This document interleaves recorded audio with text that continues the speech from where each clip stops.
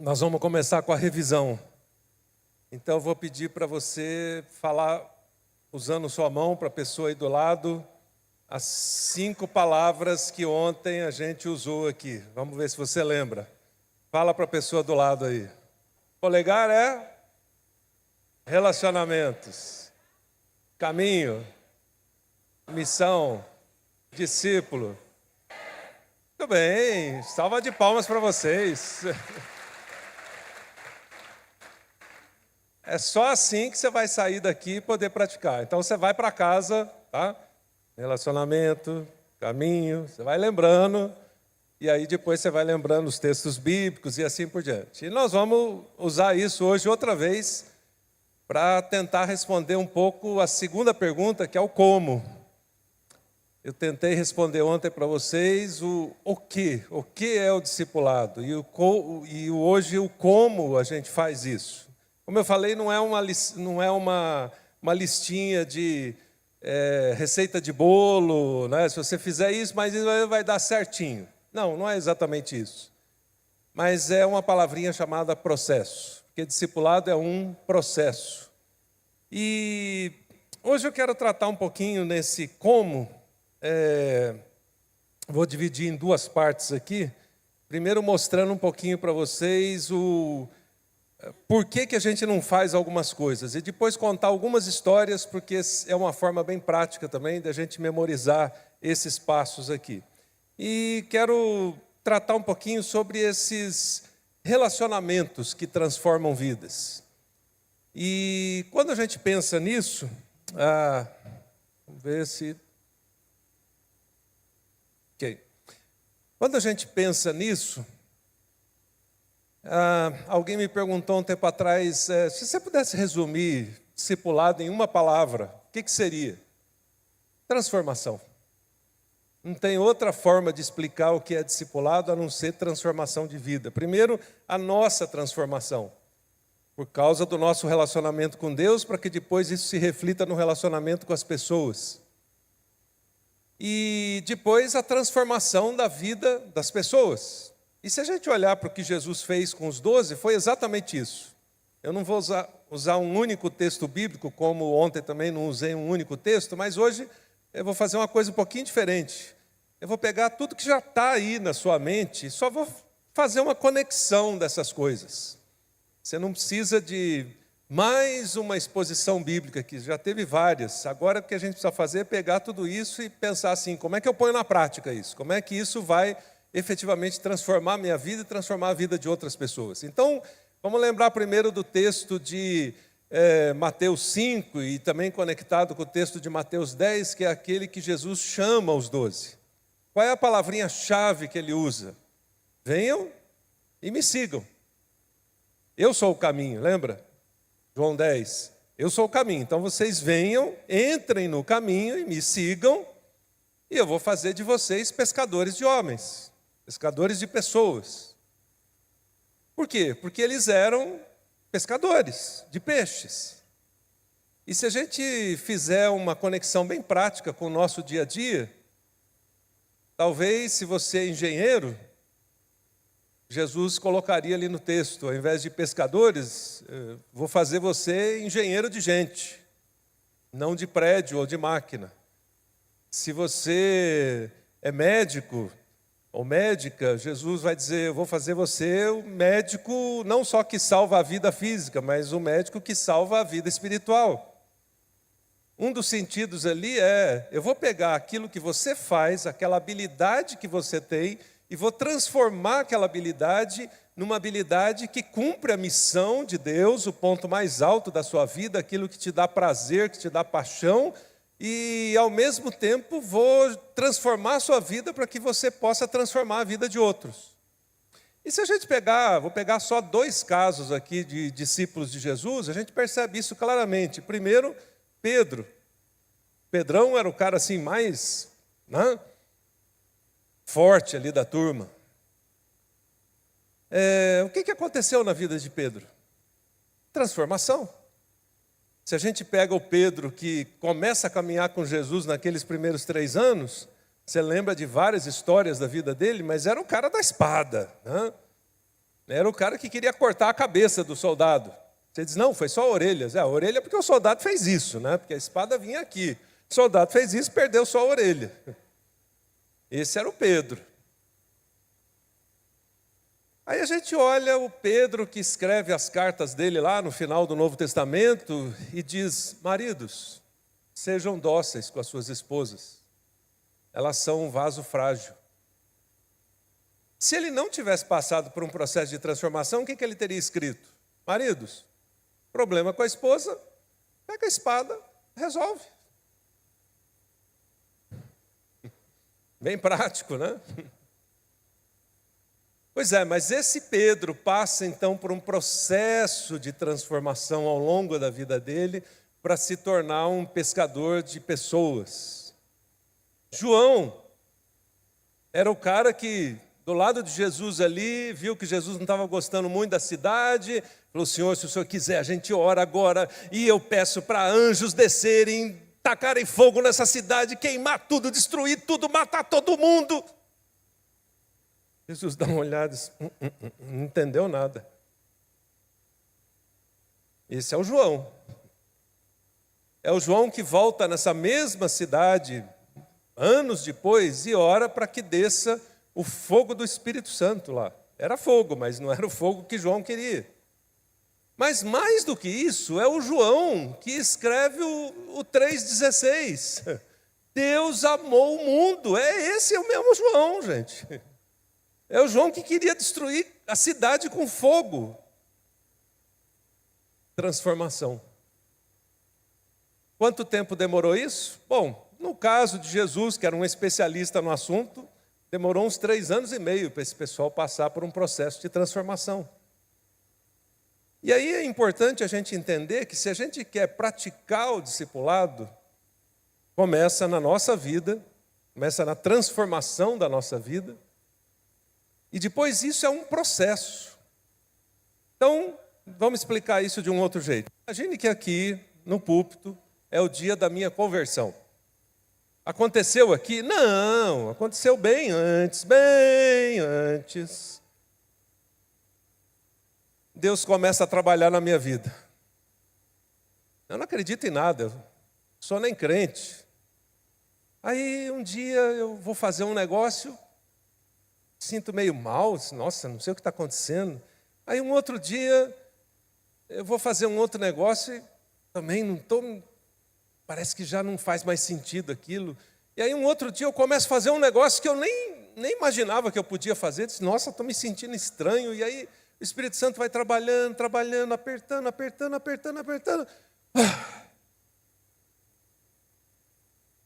Quebrantamento. Confesso meus pecados, Jesus entra na minha vida. Acabou? Não, agora que começa. Processo, lembra? Aí agora vem dons do Espírito, frutos do Espírito. E assim vai. Frutos do Espírito, por exemplo, amor, gozo, paz, longanimidade, benignidade, mansidão, domínio próprio. Quanto tempo demora para trabalhar isso na nossa vida? Uns 30 anos, pelo menos. Domínio próprio. Você diz, não, eu sou o cara que conta até 10. Eu não dou respostas precipitadas, mas no 11...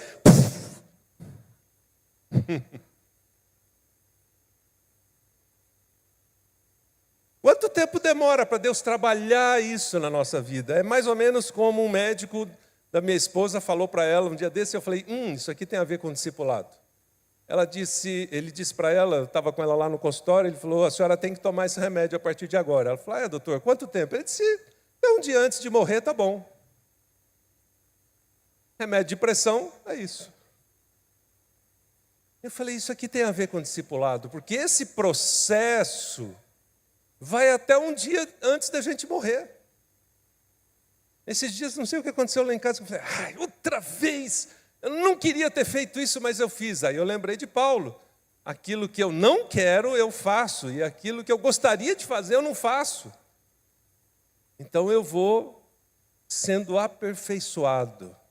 E enquanto eu estou com Jesus no caminho, então nesse processo de aperfeiçoamento, eu chamo mais alguém, mais uma, duas, meia dúzia de pessoas, e diz, vem comigo, Porque todos nós vamos ser parecidos com Jesus. Percebe? Então, por isso é relacionamento. Eu ando no caminho e eu indico o caminho. Isso é parte da minha missão de vida. Se eu sou pescador, engenheiro, médico, gari, Uber, não importa. Eu vou trazendo as pessoas que estão comigo. Isso é o meu compromisso. E é assim que a minha vida vai ser útil. Eu vou servir as pessoas. Bom, mas por que, então, a gente não desenvolve relacionamentos assim, transformadores no dia a dia? Bom, tem diversas razões. A gente aprendeu a ser o crente ativista, e a gente tem medo, e vai embora. Mas eu diria que, a grosso modo, a gente não aprendeu a dar a resposta certa ao mandamento de Jesus, ao venham e me sigam. Porque se a gente tivesse continuado a andar com ele no caminho depois da nossa conversão, a gente entenderia que essa é a parte mais emocionante. E aí, então, eu queria demonstrar por meio de um pequeno desenho aqui para vocês isso. Bom, a ordem de Jesus para nós, a ordem de Deus para nós é: venham e me sigam. Agora, isso implica, então, numa resposta. E essa resposta está baseada em obediência. Um dos fundamentos do discipulado, como eu já mencionei ontem, é a morte do eu. Meu eu, então, tem que ir morrendo a cada dia. Mas para o meu eu morrer, eu preciso obedecer. E a obediência implica numa outra palavrinha, que é submissão. Eu posso obedecer, mas não me submeter. É um negócio complicado isso. Não vou dar aula de teologia aqui para vocês, mas vou explicar de uma maneira bem simples. Eu vi uma charge de uma menininha que fez alguma coisa errada e o pai falou: vai lá e senta no banquinho e fica lá. Ela está lá emburrada assim. Aí tem uma nuvenzinha aqui em cima do que ela está pensando. Ela diz assim: estou sentada, mas estou em pé. Obediência, senta no banquinho. Submissão, não. A gente é assim. Por isso o nosso eu não morre. Então, a minha resposta ao segue-me precisa ser de obediência e submissão. E isso leva, então, à morte do eu e à reprodução. Por quê? Quando é que a semente frutifica? Quando ela morre. Ela só gera novos frutos quando ela morre. Mas, de outro lado, para eu ser bem sincero e transparente com vocês, eu tenho que mostrar que existe uma outra opção: desobediência. E a desobediência é fruto da incredulidade. E a incredulidade é consequência da não morte do meu eu. Eu quero ser um crente, eu quero carimbar meu passaporte para o céu, como dizia D.L. Moody, um dia escorregar por um buraquinho para lá, não quero mais ter trabalho, deixa quieto esse negócio. Então, a Bíblia diz que toda desobediência gera morte. Você pode morrer daqui a uns 20 anos só, mas agora você está morto. Você não está produzindo nada e não é morto no aspecto da morte do eu. Você está morto no aspecto de não continuar no processo de desenvolvimento da sua vida. O exemplo mais típico na Bíblia é o jovem rico. Jesus falou: ainda falta uma coisa, mas eu não sei se você já parou para observar. Volta lá nesse texto para você dar uma revisitada nele e relê ele cruzando com os 10 mandamentos. Esse rapaz pratica 6 dos 10 mandamentos. Ele diz: Senhor, desde a infância eu não faço isso, não faço aquilo, não faço aquilo, não faço aquilo. Jesus: legal, mas falta uma coisa, e é a principal. Sabe aquele amigo seu que você diz assim: o cara é bom, não bate na esposa, não bebe, não fuma, não faz isso, não rouba ninguém, só falta ser crente. Bom, falta tudo. É o jovem rico. Ele está morto, não sabe disso, mas a principal morte, que é a morte do eu, para entender a coisa principal, ele ainda não atingiu. Bom, vamos desdobrar esse desenho, então, em alguns pedacinhos. Se a sua resposta é de fé, e você diz, eu quero continuar aqui, depois da minha conversão, então eu quero continuar para ser transformado. E eu quero obedecer ao Senhor, então, todos os dias da minha vida. Isso implica em que eu entendo o que é ser um discípulo de Jesus. E isso leva, então, à morte do eu e automaticamente à reprodução. Por quê? Jesus fala, vocês vão produzir muito fruto, mais fruto. E foi o que aconteceu com os 12. Então esse é o ciclo natural de quem entende dar a resposta de fé, submissão, morte do eu, reprodução e cumpre sua missão de vida. Mas eu tenho que mostrar o outro lado do desenho. Se a sua resposta não é de fé, então obviamente falta discipulado, falta ser discípulo. Você é o que um amigo meu chama de sinceramente errado. Você está ali, tal, com a multidão, mas falta ser discípulo, falta entender como que você pode ser mais parecido com Jesus. Isso é fruto, então, da desobediência.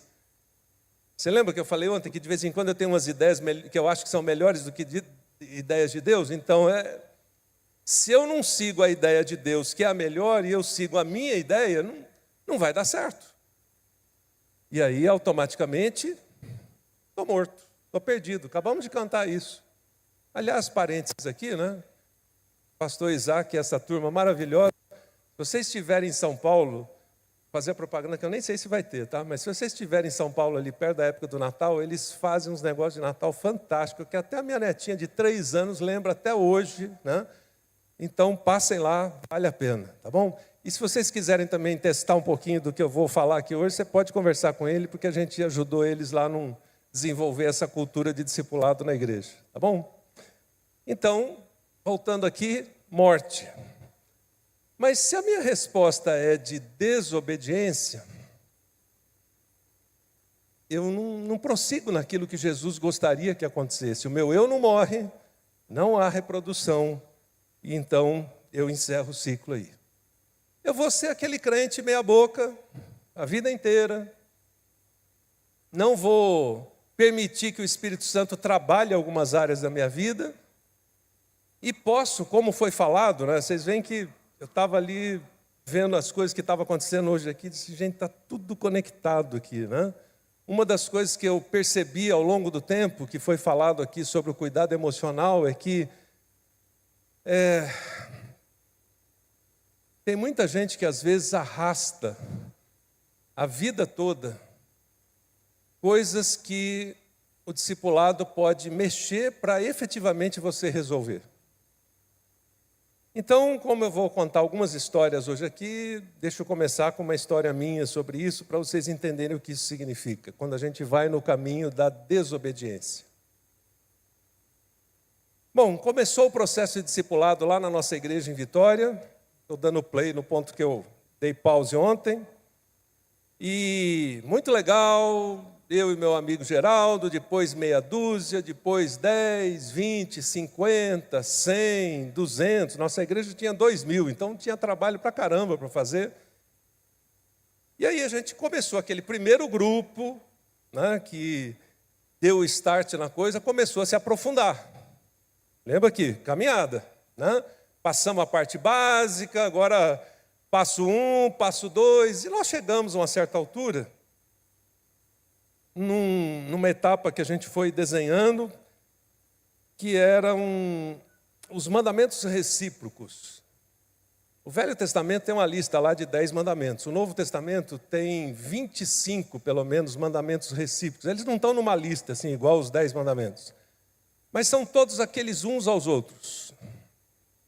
Amem uns aos outros, cantem salmos e hinos uns com os outros, perdoem uns aos outros, não mordam e devorem uns aos outros, essas coisas fáceis da gente fazer, né? E a gente começou a se aprofundar naquilo, e quando chegou no perdoem-se uns aos outros, tinha uma pergunta lá que o Espírito Santo começou a me apertar. Igual apertava antes da conversão, eu não sabia, agora ele aperta e eu sei, né? Josué, tem alguém que você precisa resolver alguma pendenga, perdoar? Não, senhor, que isso? Sou pastor, né? Tudo resolvido já na minha vida.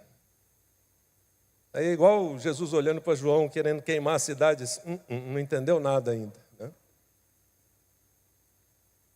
E aí, depois das minhas primeiras negações, aperta, até que um dia me veio um nome à mente.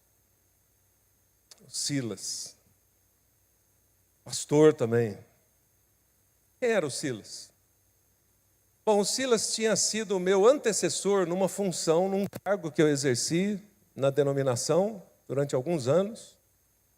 E, de início, Silas foi um dos melhores amigos, e ele, a esposa dele na época, Alba, eu e a Raquel, e depois nos relacionamos durante bastante tempo, e depois de alguns anos eu vim a ser o sucessor dele naquela função. As coisas não estavam muito bem, Silas tinha assim, um coração desse tamanho de pastor, mas do ponto de vista talvez administrativo, tinha uma ou outra falha ali e tal, e aí o pessoal pega isso numa hora dessa de transição e diz, a culpa é dele, realmente a culpa é dele, e aí eu peguei um vírus tão letal quanto o Covid. O vírus detone seu antecessor para você ser o salvador da pátria. Acontece no governo, nas empresas, nas igrejas, e eu contraí esse vírus. Bom, na medida em que eu comecei a detonar meu amigo, nós ficamos um ano sem nem se falar, morando na mesma cidade. E aí, a gente morava no Rio na época, Deus levou o Silas para Vitória, a ser pastor de uma igreja, e eu continuei minha jornada, tranquilo. Passaram-se 10 anos. De vez em quando a gente se encontrava num congresso como esse, meu irmão, benção, né? Deus te abençoe. Aí a falsidade só vai aumentando. Né? Qualquer dia desse vamos se encontrar, sim, Deus te abençoe.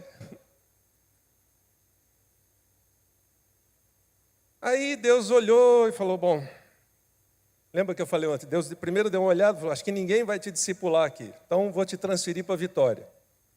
Mas Deus deu uma segunda olhada e falou, você tem um negócio para resolver, o Silas está lá em Vitória, então mandar você para Vitória, fica mais perto, mais fácil de resolver. Eu mudei para Vitória. Vitória, como Florianópolis, uma ilha, 250 mil pessoas. Você se encontra mais fácil. E a gente se encontrava, meu irmão, tudo bem? Deus te abençoe. Passa lá em casa qualquer dia. Qualquer dia não existe na agenda. Não? Só um jeito de você ir empurrando com a barriga. E aí, nesse tempo, Deus começou a apertar. Apertar, você tem que resolver, você tem que ir lá pedir perdão. Já tem 15 anos esse negócio. Eu já estava morando em Vitória há 5 anos. E aí você vai empurrando, né? Não, qualquer dia eu vou chegar em casa, tomar um banho, sentar no sofá, daí eu pego o telefone, ligo para ele, a gente conversa, peço perdão. Mas você vai empurrando, hoje eu estou cansado, amanhã tem não sei o quê, quinta tem não sei o quê, e vai embora. Até que teve um dia que Deus deu aquela terceira olhada, falou, Josué, já que você não resolve, vou ter que dar um jeitinho aqui. Aí era uma sexta-feira, nossa igreja na sexta, apesar de ser um prédio muito grande, não acontecia quase nada. E naquela sexta eu fiquei um pouco mais, e eu estava saindo, só estava eu e o zelador. Quando eu viro a última curva assim, quem que eu encontro? O Silas. Silas, você aqui, nossa, que surpresa! Lembra que eu falei, a falsidade só vai aumentando, né? E aí, eu falei, bom, mas você veio aqui para quê? Não tem mais nada essa hora, não tem nada. Não, era uma reunião, mas eu perdi a hora, não sei o quê, o trânsito. Aí o Espírito Santo falou, é hoje, Josué. Não tem como fugir mais. Você vai dizer o quê? E aí, realmente caiu a ficha ali, eu falei, Silas, é o seguinte, acho que a gente precisa conversar. Então, vamos lá para a sala de oração? Acho que é o melhor lugar para a gente começar. E a gente foi, sentamos, conversamos por horas, choramos, confessei. No final, oramos. E o Silas, que tinha um coração de pastor desse tamanho, ele já faleceu, inclusive, fez aquela oração que eu precisava. Eu chamei de oração esmaga barata. Sabe quando você mata uma barata, ela está ainda meio ali, você dá aquela última pisada assim para... Né? Foi essa oração que o Silas fez de todo o coração. Ele pôs a mão no meu ombro e disse: Senhor, obrigado porque o Josué confessou esse pecado pelo qual o Senhor morreu na cruz, por causa desse pecado dele. Ali eu senti o peso da cruz.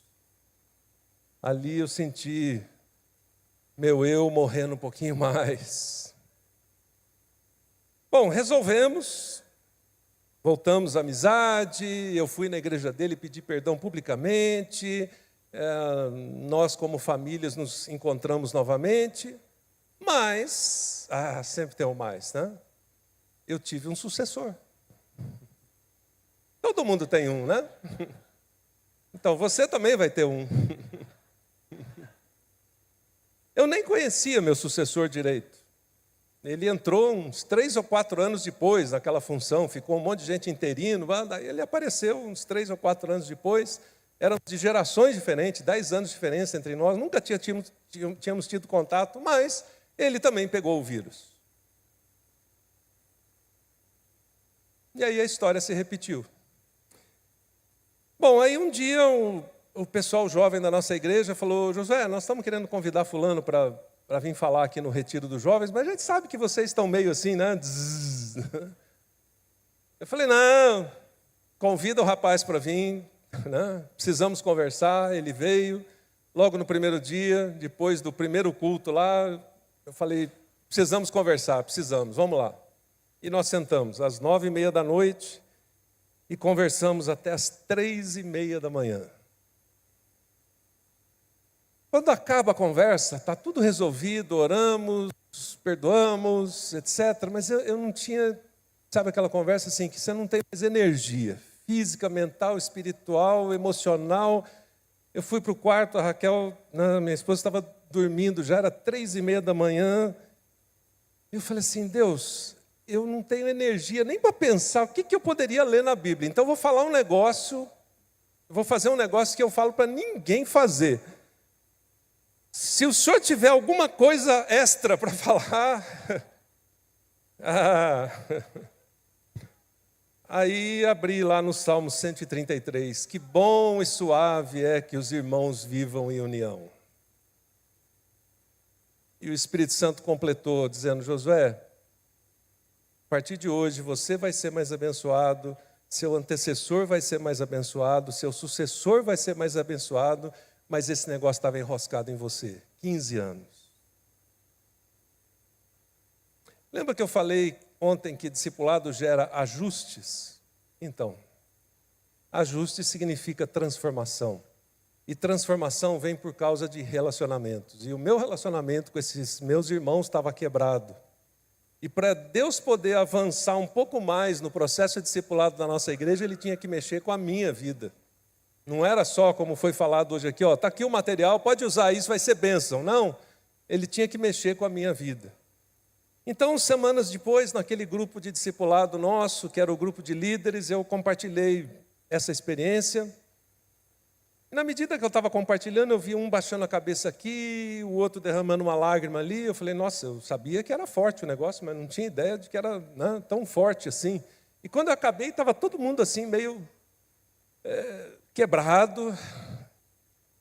E uma primeira pessoa ali começou dizendo: Josué, obrigado por ter compartilhado.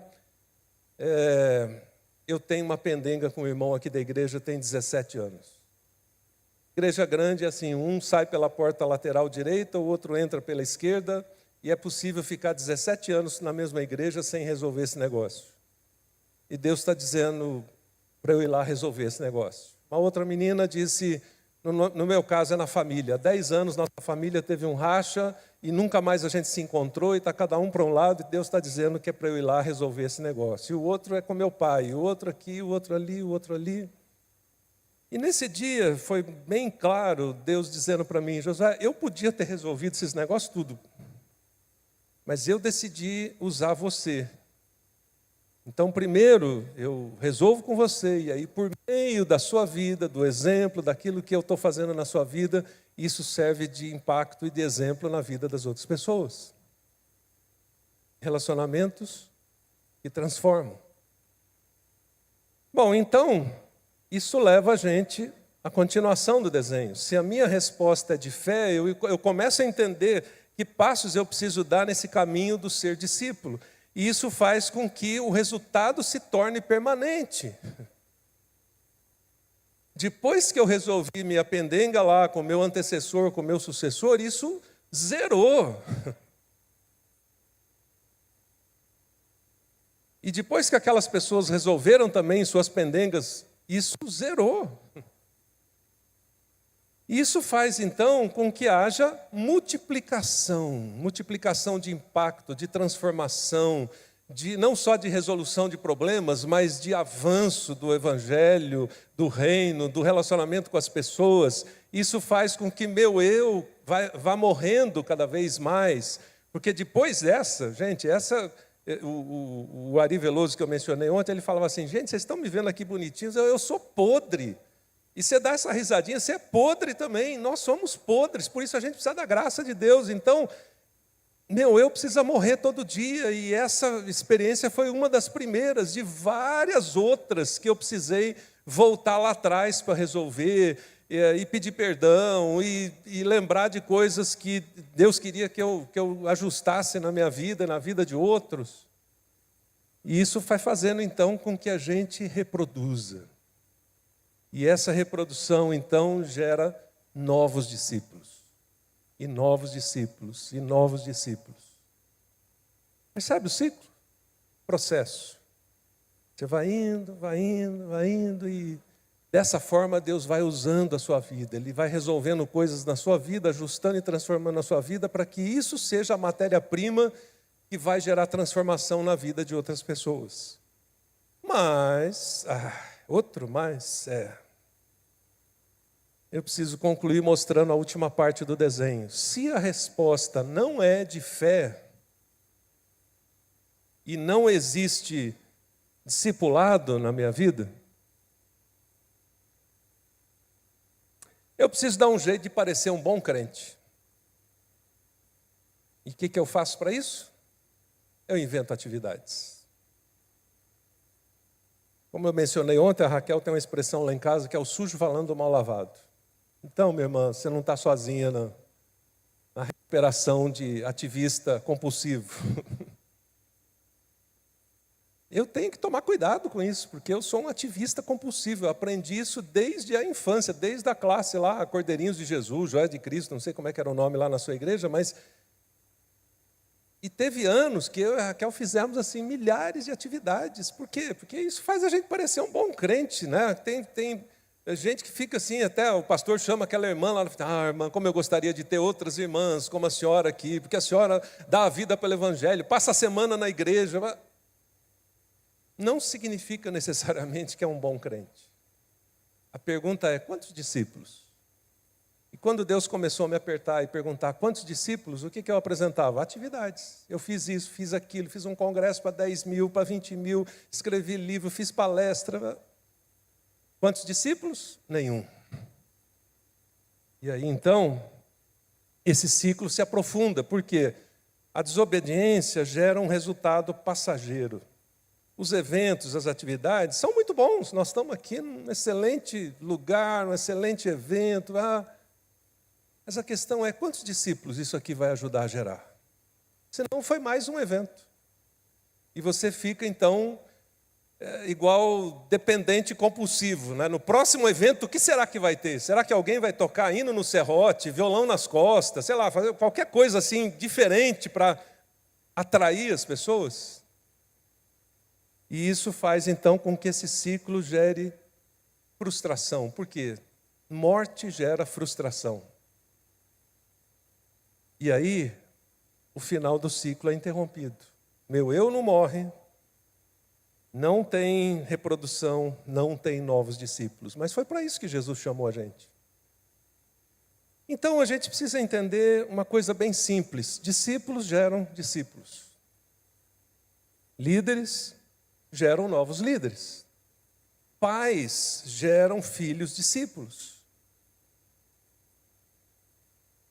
Mas atividades, cultos, etc., normalmente geram crentes passivos.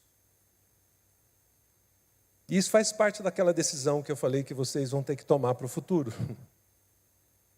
A gente pode estar na igreja toda semana, ter um excelente culto, excelente música, pregação, etc., mas sermos crentes passivos. Eu era um crente passivo, um pastor passivo. Então é só apertar o botão da manutenção e... Vocês querem ver? Vamos fazer um teste bem simples aqui, não é pegadinha, tá? Quanto que é 1 vezes 1? 1. Vou complicar. 1 vezes 1 vezes 1, 3 vezes, continua sendo 1. E se eu fizer 1 vezes 1 vezes 1 vezes 1, 30 vezes, continua sendo 1. Então tem muitas igrejas e muitos pastores que têm um ano de ministério repetido 30 vezes. Isso é manutenção. A minha igreja lá dos 145 membros, manutenção. Chegou um ponto que aquela geração toda morreu, alguns foram embora, a igreja quase fechou, aí chegou um povo novo, um pastor novo, tudo do zero, e aí começa outra vez, rompimento, não há transição. A gente perde a oportunidade de transicionar. E onde que a gente mais perde isso? Naquele último ali, pais que geram filhos discípulos. Eu cheguei à conclusão de que não é responsabilidade da igreja, pode ser meio chocante para vocês, mas não é responsabilidade da igreja discipular seus filhos. Os pais hoje querem chegar na escola, por favor, eduque meu filho. E querem chegar na igreja e dizer, kids, educa meu filho. A igreja só ajuda você nisso, assessora você nisso, a responsabilidade é sua. Eu lamentei profundamente que em um ano de pandemia, da reclusão, né, do lockdown e tudo mais, a gente perdeu talvez uma das maiores chances da história de discipular uma geração inteira, porque os pais ficaram trancados em casa com seus filhos durante um ano, mas o maior desespero deles é quando que volta a escola, pastor, quando que volta o ministério infantil? Quando na verdade eles tinham a maior chance da história de discipular seus filhos por um ano intensamente todos os dias. Mas por que eles não fizeram isso? Talvez não seja culpa deles, é porque nós, como pastores, líderes, igrejas, não discipulamos os pais.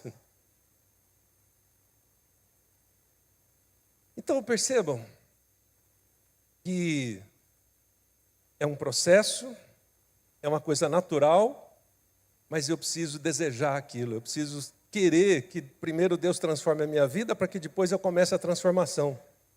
Agora, quando eu falo especialmente dessa questão dos pais discipularem os filhos, foi algumas descobertas que a gente fez quando a gente começou a implementar o processo de discipulado, de que 60% dos missionários que a gente tem hoje foram despertados antes dos 14 anos de idade. 50% dos líderes foram despertados antes dos 14 anos de idade. 70% das conversões aconteceram antes dos 14 anos de idade. Eu não combinei nada aqui hoje, mas vamos fazer uma pesquisa rápida. Quem aqui se converteu antes dos 15 anos de idade? Levanta a mão, por favor. Segura um pouquinho, olha para trás, para o lado. Acho que deu mais do que 70 aqui. Pois é. Minha gente, como é que nós vamos alcançar as próximas gerações? Eu e a Raquel trabalhamos com adolescentes, jovens, etc., por 15 anos. A gente sabia quais eram as perguntas e quais respostas a gente devia dar. Se era pecado se masturbar, assistir televisão, jogar futebol. Hoje a gente não sabe nem quais são as perguntas. Como é que nós vamos alcançar essa geração? Eles não têm a mínima noção da diferença de gerações. A gente tem uma netinha, a Helena, que tem 3 anos, faz 4 esse ano, e alguns meses atrás, ela tinha uns 3 anos e meio, eu estava viajando, e lá em casa ainda tem, a gente é pré-histórico, ainda tem telefone fixo, né? Então, o celular não estava funcionando, tal, eu liguei para o telefone fixo. A Raquel falou comigo e falou, fala com a Helena que ela está aqui do meu lado. Aí, ela pegou o telefone, eu falei, oi Helena, é o vovô. Ela não respondia. Aí ela virava para a Raquel e falava, vovó, liga para o vovô que ele quer falar comigo. Aí eu falava, Helena, o vovô está aqui no telefone. Ela disse, vovó, liga para o vovô que ele quer falar comigo. Ela não tem a mínima noção. Por quê? Para ela, falar com alguém é vídeo. É olhando. Se eu não estou olhando, eu não estou falando com você. Você percebe o buraco que tem entre uma geração e outra? Então, minha gente, é disso que nós estamos falando. De como é que nós vamos alcançar as próximas gerações para a eternidade. As decisões que vocês vão tomar como igreja e como denominação têm a ver com isso, tem a ver com vidas que, como Paulo falou ontem, pode estar caindo tudo no buraco, porque a gente está querendo fazer uma igreja para o passado e não para o futuro. Uma igreja para mim, para os meus interesses, porque o meu eu ainda não morreu e quer uma igreja desse jeito, e não uma igreja para as próximas gerações. Então, quando a gente olha para isso, a gente tem que entender essa palavrinha simples, que é processo. E que processos eu sugeriria para vocês, como pastores e líderes e igrejas, etc., que a gente precisaria hoje? Bom, basicamente são 3 processos bem simples. O primeiro é o processo de discipulado. Um processo de discipulado automaticamente leva a gente para um processo de desenvolvimento de líderes, de pessoas que vão fazer diferença na sociedade. E automaticamente eu estou discipulando lá os pais que vão alcançar as novas gerações. O que isso gera na igreja? Primeiro, expansão, profundidade das raízes, porque os discípulos são cada vez mais parecidos com Jesus, e crescimento da copa da árvore, porque discípulos alcançam novos discípulos. Médicos alcançam médicos, engenheiros alcançam engenheiros, pescadores alcançam pescadores, e assim vai. Isso gera, então, sustentabilidade para a igreja. Qual foi a última coisa que Jesus ensinou, como eu mencionei ontem? Pega a bacia, a toalha e façam o que eu fiz. E isso gera longevidade para a igreja. Para quem a gente vai passar o bastão das próximas gerações? Agora, deixa eu fazer uma outra pesquisa aqui, para você entender uma outra coisa muito importante. Como é que você se converteu? Quantos aqui se converteram lendo a Bíblia sozinhos? Um. Quantos se converteram por causa de um programa de rádio ou televisão? Ninguém. Quantos se converteram por causa de uma cruzada evangelística, campanha evangelística, coisa assim? 2, 3, umas 10 pessoas. Legal. Quantos se converteram por causa de relacionamentos com parentes, amigos, família, etc.? Levanta a mão, segura um pouquinho, dá uma olhada para trás, para o lado, etc. 70%. Eu já fiz essa pesquisa desde a denominação mais histórica até a mais radical pentecostal. O resultado é o mesmo. 70% a 80% das conversões acontecem por causa de relacionamentos. Mas onde que a gente investe mais tempo e energia na igreja? Em programas, em cultos, em televisão, em rádio, em internet. Quando, na verdade, a maior parte do resultado vem por causa de relacionamentos. Se você tivesse uma tia lá, a tia Chiquinha morreu, deixou $1 milhão para você. E eu digo assim, tem o banco A que oferece 5% de retorno, e tem o banco B que oferece 70%. Onde você vai colocar seu dinheiro? Pois é, a mesma coisa acontece na igreja. Onde nós estamos colocando o nosso dinheiro? Só que nós estamos fazendo o contrário, nós estamos colocando naquele que dá 5% de retorno. Então vejam só, 70% das pessoas se convertem por causa de relacionamentos, e mais de 80% aqui se converteu antes dos 15 anos de idade.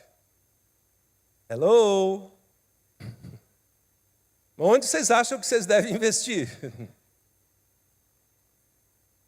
Eu não combinei nada hoje aqui, eu só fiz 2 pesquisas aqui bem rápidas para vocês entenderem isso. Agora, por que isso acontece? Bom, deixa eu mostrar então uma outra conclusão que eu cheguei depois de vários anos de consultorias para igrejas, denominações, etc. Todos nós fomos formados naquilo que eu chamo de mentalidade estrutural. O que é a mentalidade estrutural? É essa que a gente vive, de atividade, estrutura, um monte de ministérios, e vamos construir prédio, e vamos fazer isso, vamos fazer aquilo. Mas, na verdade, a mentalidade de Jesus é a mentalidade de processos. Acabei de demonstrar isso para vocês aqui, ó. Processo de discipulado, processo de desenvolvimento de líderes, alcançar a nova geração. Quanto tempo demora isso? Uns 15 anos, pelo menos. Do berçário até os 15 anos de idade, para você solidificar alguns valores do reino na vida da pessoa. Processo. Só que, quando a gente pensa na diferença das duas mentalidades, na mentalidade estrutural, a gente pode ir para alguns extremos. Primeiro, manutenção. É o 1 vezes 1 que eu acabei de mostrar para vocês. Então, a minha igreja lá da adolescência, quando eu tinha aqueles incômodos que eu falei, manutenção. Está tudo bem. Ou sobrecarga. Eu já fui das duas. Eu já tive 7 cargos na igreja ao mesmo tempo. Então, quando chega no Natal, você entra com o grupo de teatro, sai, troca de roupa, volta com a banda, sai, volta para fazer a pregação. Você conhece bem isso. Quantos discípulos? Nenhum. Aí eu comecei a perceber que, na mentalidade de Jesus, que é processo, o objetivo não é nem manutenção, nem sobrecarga, é multiplicação, é transformação de vidas. Eu vou investir na vida de algumas pessoas. Essas pessoas vão investir na vida de outras, que vão investir na vida de outras, que vão investir na vida de outras, e esse negócio vai embora. Foi o que aconteceu na igreja primitiva. Só que isso, ao longo do tempo, criou uma cultura. A cultura de resultados e a cultura de transformação. Então, quando você encontra com seu pastor amigo e ele pergunta, então, como é que está a sua igreja? Você diz, está bem. Quantas pessoas tem?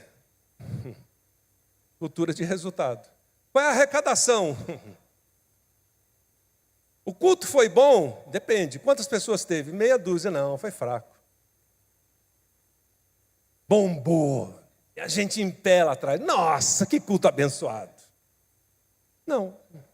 Isso é cultura de resultados. Isso está lá dentro de nós. E, igual conversa de café lá na cozinha, esse é o primeiro eu que precisa morrer em nós.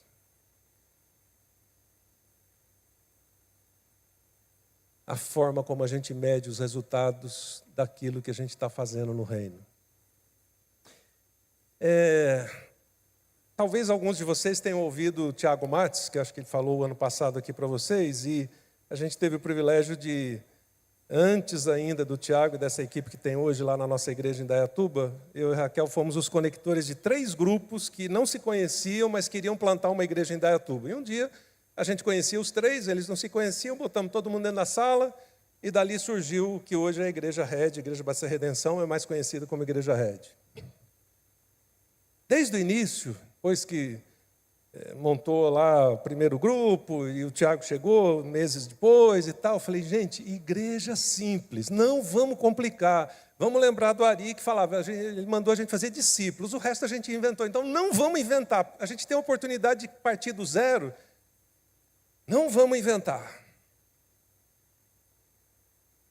E a gente, ao longo do tempo, foi usando alguns princípios de igreja simples. Igreja simples não é nem um novo modelo de ministério, uma nova estratégia. Não, igreja simples significa igreja simples. Só isso. Então, algumas decisões que eu não estou dizendo que os outros fizeram errado, mas que a gente decidiu fazer diferente, foi, ao invés da gente comprar o terreno, construir, será que tem algum lugar que a gente pode usar e só pagar o aluguel lá no dia do culto, final de semana, e depois a gente entrega a chave e não tem que se preocupar com manutenção? E tinha, e durante uns 4, 5 anos a igreja usou isso. Depois, quando cresceu e a gente chegou na fase de precisamos de um lugar maior para 2.000 pessoas, será que tem alguém que constrói para a gente aluga por 10 ou 15 anos? Você vai dizer, mas pagar aluguel 10 ou 15 anos? Sim, mas quantas igrejas acabaram porque o pastor decidiu construir um prédio e ali morreu a igreja, né? Então a gente foi usando diversos princípios simples. Para quê? Para focar nas pessoas. E isso fez com que a gente saísse lá, e não estou falando isso por causa do número, não é o número pelo número, mas isso fez com que a gente saísse lá do grupo inicial, que tinha umas 60 pessoas, para, sei lá, umas 4.000 que tem hoje. Por quê?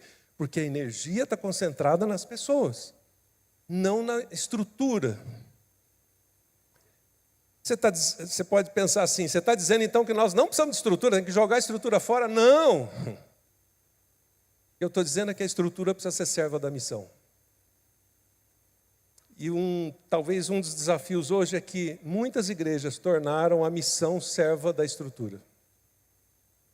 Então, com isso, deixa eu mostrar na época de Jesus que esse já era um problema. A mentalidade estrutural dos sacerdotes, fariseus, etc., era essa.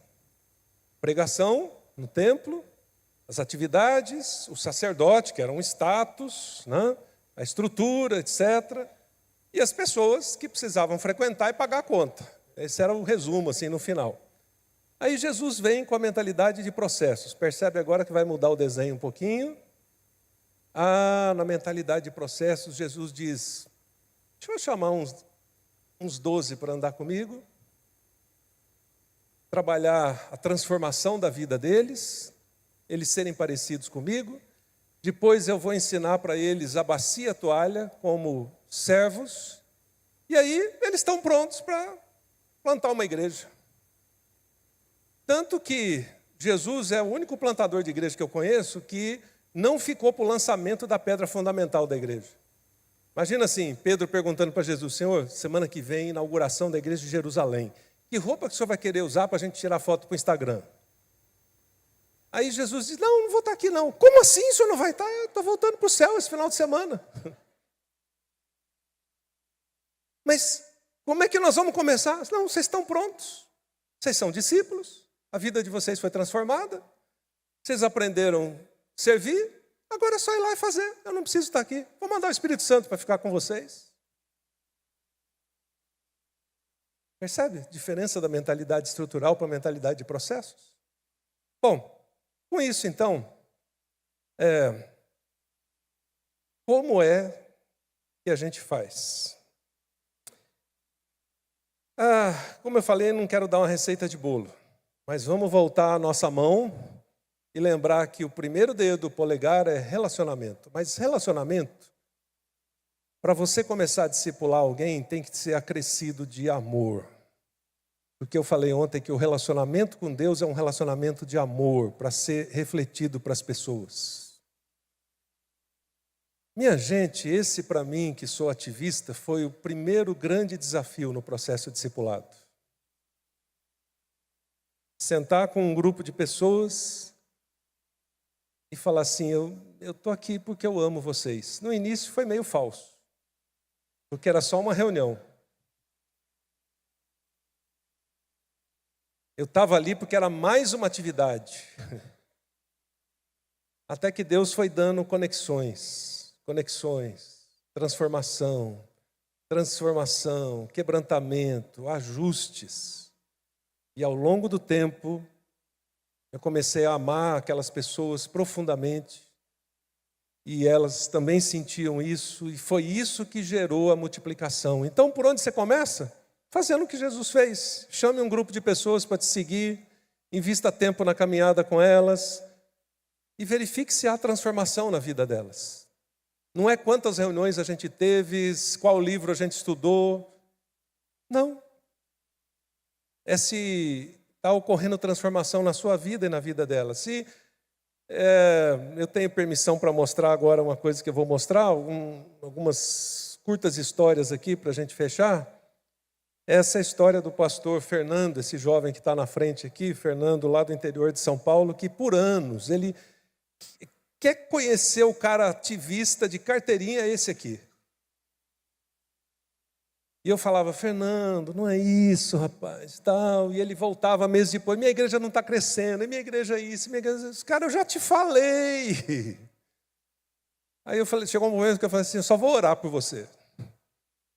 Até que um dia ele, tá bom, vou pegar uma meia dúzia, essa aqui acho que já é a terceira ou quarta geração que ele tem lá.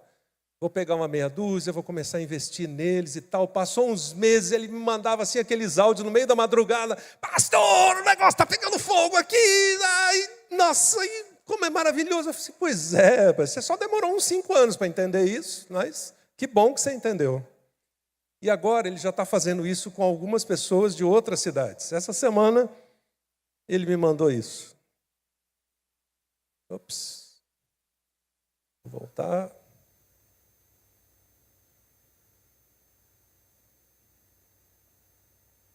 Aqui para falar um pouquinho, né, o quão importante tem sido o discipulado na nossa vida, o quão tem nos ajudado, né, em questões decisões que a gente precisa tomar no dia a dia, formas de agir, coisas do cotidiano, né, e o discipulado tem sido fundamental para as nossas vidas, né, para tomarmos decisões corretas, agirmos de formas sábias, né, e tem feito muita diferença a cada encontro que a gente tem, no caso meu com o pastor Fernando, né, a Jennifer com a Janaína, e a cada encontro é um aprendizado novo, é um momento onde a gente também pode expor situações da nossa vida, né, para quem está nos discipulando, e tem sido bênção aqui para a gente, tem feito uma grande diferença, né, na nossa vida. Eu vejo como realmente algo da parte do Senhor, que nós temos aprendido, né, a sermos verdadeiros discípulos, né, ser verdadeiros servos de Deus, e é isso. Jennifer?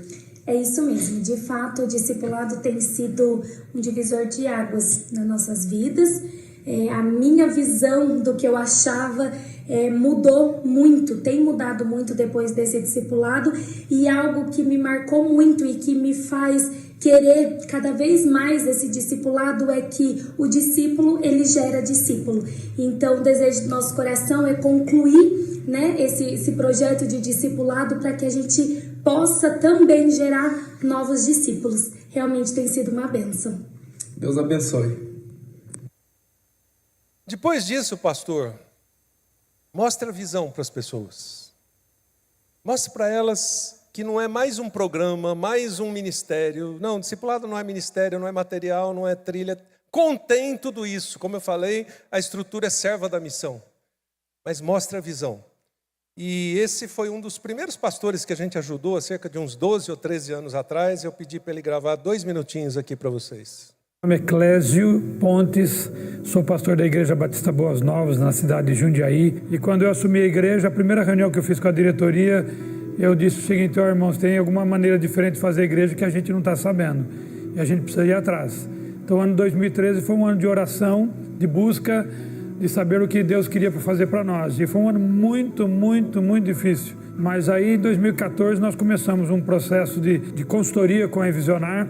A março de 2015, exatamente, nós começamos o processo de discipulado. Eu comecei, pastor, com mais 10 pessoas comigo, nós estávamos em 11, e começamos a conversar sobre discipulado, com aquele livro, A Formação de Discípulo.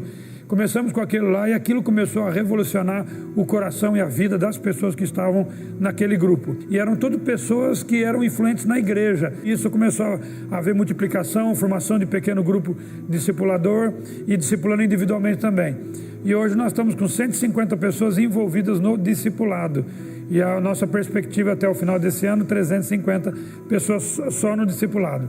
Eu poderia aqui gastar a noite e mais alguns dias só para contar para vocês o impacto que trouxe na nossa igreja essa história e esse discipulado. Eu fiz uma reunião de reavaliação de ministério no sábado passado, e o grupo de líderes que estavam comigo disse o seguinte: pastor, a gente pode reconsiderar algumas coisas, mas o discipulado a gente não pode. Pode mudar o que quiser, mas discipulado não. O discipulado tem feito grande diferença na vida das pessoas. Uma jovem, uma vez eu conversei com ela, e a palavra transformação que foi usada aqui é uma coisa maravilhosa. Eu perguntei para ela: e aí, como que você está no discipulado? Pastor, está uma maravilha. Tá bom mesmo, mas como que você pode dizer que está bom? Porque tem feito diferença na minha vida. Mas como que você prova que tem diferença na sua vida? Falou: eu não provo, são as pessoas que provam. Eu moro com a minha avó, e a minha avó disse que eu mudei de vida. O meu namorado me disse que eu não sou mais a mesma pessoa. Eu sou de uma igreja histórica, e quem é de igreja histórica sabe um pouco disso. É difícil você fazer mudanças, então é muito difícil as pessoas se engajarem em alguma coisa. Mas as pessoas estão vindo atrás de nós e querendo entrar no discipulado. Fizemos agora um processo de discipulado com as crianças, que tem sido uma grande bênção na vida das crianças. Os adolescentes entraram no discipulado também, os jovens entraram, e isso trouxe um ânimo novo na igreja. O processo de discipulado tem sido realmente um fator determinante para Boas Novas, para a minha igreja. porque nós percebemos que o relacionamento é muito mais importante do que apenas um evento que a igreja possa realizar, mas relacionamento com Deus, relacionamento com pessoas, fez toda a diferença na vida da nossa igreja. Eu só tenho que louvar a Deus por isso.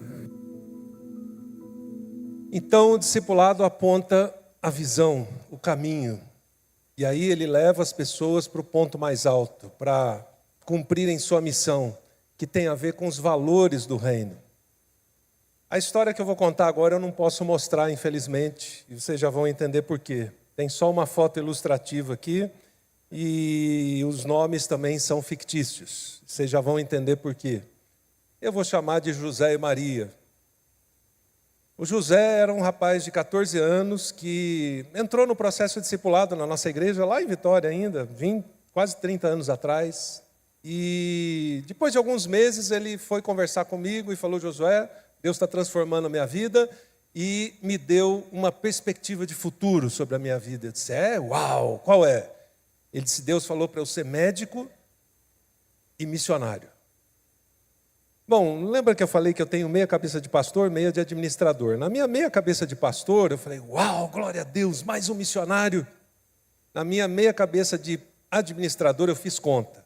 Esse rapaz tem 14 anos, então ele precisa 3 para acabar o ensino médio, medicina, cursinho, pelo menos uns 2 anos de cursinho, já são 5 de medicina são 10, 3 de especialização, 3 de residência, mais 1 ou 2 de pronto-socorro. Pronto, já deu 18 anos. Eu virei para ele e falei assim: você tem ideia de que nós estamos falando de um projeto de 18 anos? Ele disse: sim.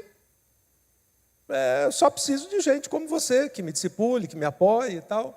Gente, eu quis entrar debaixo da mesa de tanta vergonha, porque, pastor, qual é o projeto de longo prazo, assim, maior que você já imaginou? Cantata de Natal?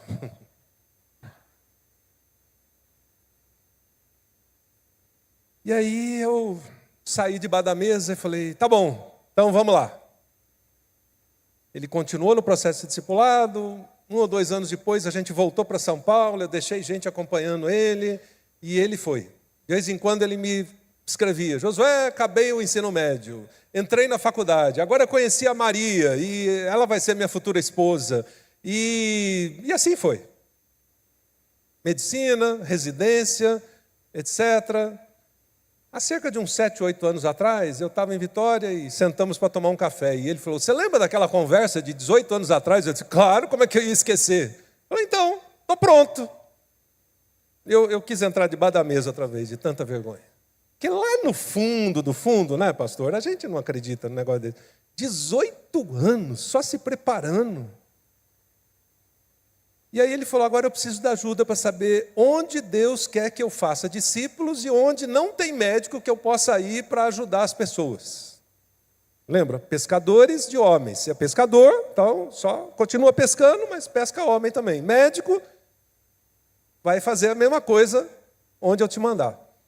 E aí eu falei para ele: China. Eles nunca tinham saído nem de Vitória. A Maria regalou o olho e falou: China? Eu disse: não, mas vão lá primeiro, conhece. Eu servia como diretor da nossa organização na época e já tinha um casal de médicos lá. Eu falei: conhece lá o hospital e tal. Eles foram, voltaram. Passaram lá em casa e falaram assim: não, Josué, você me mandou para um lugar muito bom, lá, uma grande cidade. Deus falou que é para eu ir para o interiorzão, onde não tem médico e onde não tem ninguém fazendo discípulo de Jesus. Eu quis entrar debaixo da mesa outra vez de tanta vergonha. Você me mandou para um hospital internacional, $10 mil de salário por mês. Tá? Eu olhei, vocês já ouviram a história de Hudson Taylor, né? Eu olhei assim e falei: eu estou na frente do próximo Hudson Taylor.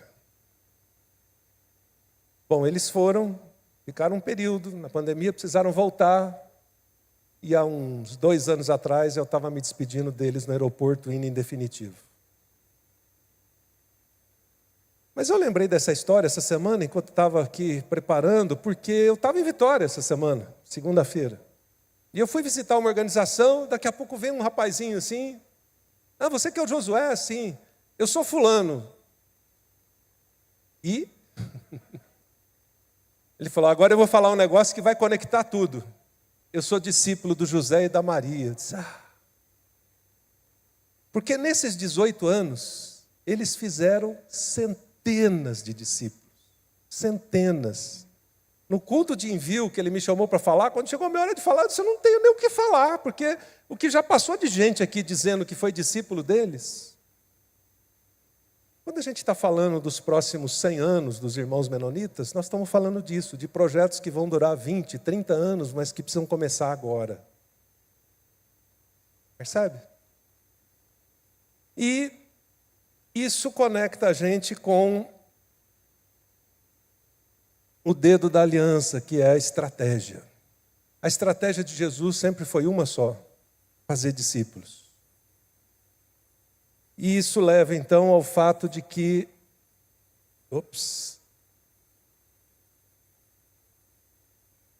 é dessa forma que a nossa vida se torna útil. Então, deixa eu contar uma última história para vocês e nós vamos fazer uma pequena dinâmica aqui para vocês entenderem tudo. Nesse processo de discipulado lá na igreja, um dia veio o seu Aurino. O seu Aurino tinha 80 anos. E ele começou a olhar, assim, uma igreja centenária, né? Começou a olhar, nossa, como tem bastante gente sendo transformada. E aí ele veio pedir para entrar no discipulado. Eu cocei a cabeça, falei, seu Aurino sempre fala que ele está de pijama em casa esperando a morte. Ele diz que ele está com um pé no céu e outro na casca de banana. O seu Aurino já não ouve direito. Será que eu deixo ele entrar no processo de discipulado? Mas eu estava com o meu fiel escudeiro aqui, eu tinha um apóstolo Pedro lá comigo, que era o cara que dava as cotoveladas no estômago, né? Disse, pastor, o senhor não fala que é para todo mundo? Eu disse, claro, deixa o seu Aurino entrar, só queria saber se você entendeu bem esse negócio. Seu Aurino entrou. Passaram-se alguns meses, talvez 8, 9 meses, seu Aurino vem conversar comigo. Ele tinha 80, eu tinha 40 na época. Ele segurou no meu braço e se ele não tivesse segurando no meu braço, acho que era eu que tinha caído para trás. Ele falou, pastor, por que vocês, e aí foi aquele vocês assim, lá no fundo do olho, por que vocês, pastores, não ensinaram isso antes para a gente? Eu estou na igreja há 55 anos e eu perdi minha vida.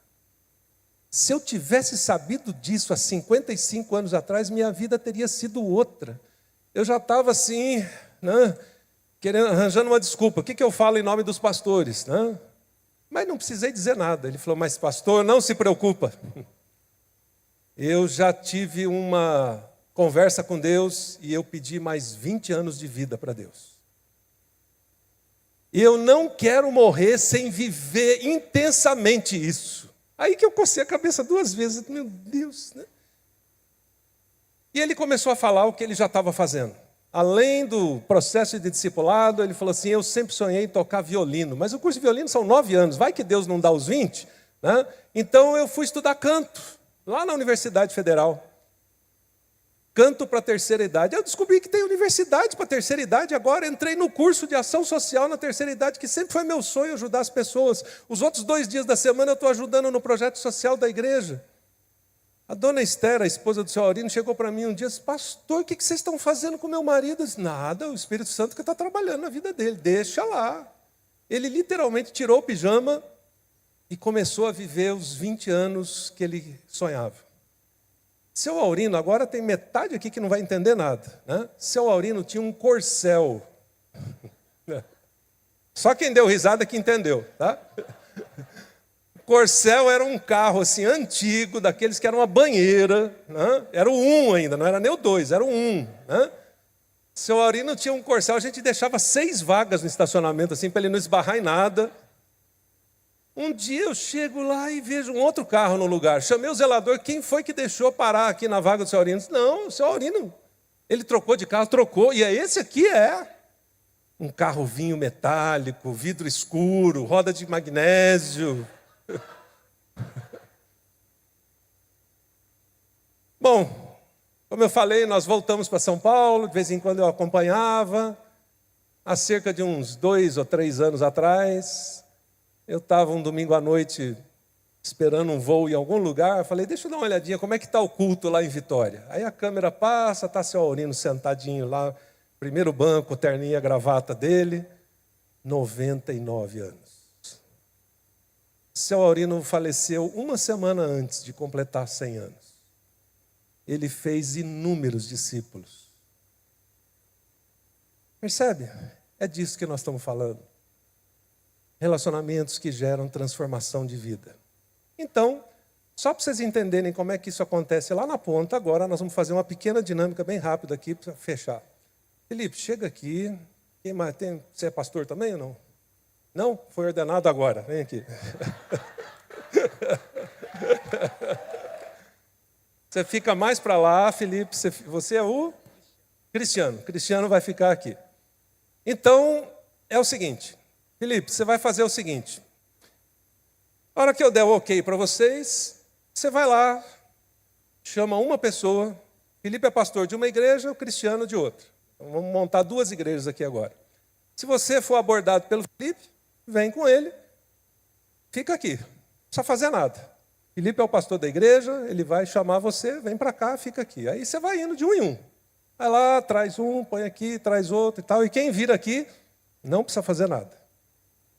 Cristiano, você vai fazer a mesma coisa. Você vai lá, escolhe uma pessoa, traz para cá. Só que quem for escolhido pelo Cristiano, chegou aqui, você volta lá a trazer mais alguém.